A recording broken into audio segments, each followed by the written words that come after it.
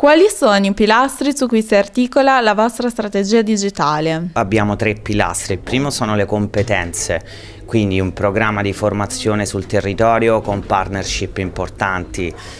con alcuni tra i big players dell'e-commerce e delle tecnologie digitali, con cui formiamo sia le imprese, le PMI italiane su temi quali il social e-commerce, il digital marketing e tutte quelle skill che è necessario sviluppare e consolidare per vendere online, e formazione giovani con il Corce ed altri master dedicati per quelli che saranno gli export manager del presente e del futuro, quindi che vanno poi in azienda e portano i prodotti del Made in Italy sui mercati esteri. Un altro pilastro importante, direi quello che poi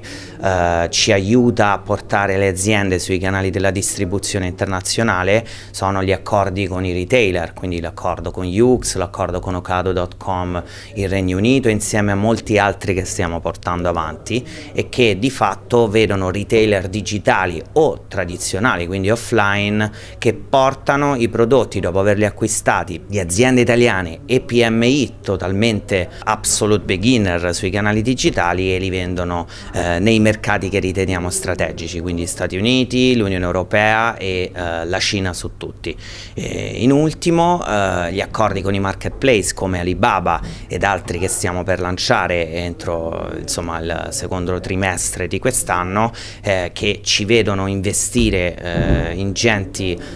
risorse sul traffico, la generazione di traffico per stimolare le vendite su alcuni tra i maggiori marketplace internazionali. Un esempio che posso fare molto attuale con Alibaba è Loita, che abbiamo lanciato nell'ottobre dello scorso anno, adesso sta generando un importante flusso di traffico per gli oltre 90 store Made in Italy su Tmall e Tmall Global, ed ha visto lanciare diverse campagne in alcune delle ricorrenze dello shopping cinese, da ultimo quella che abbiamo lanciato domenica scorsa,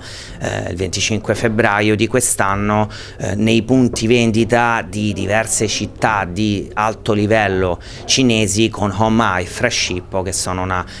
catena di supermercati orientata quindi al food and wine di proprietà di Alibaba Group, quindi un'integrazione tra l'offline e l'online che ci porta traffico e vendite su Loita.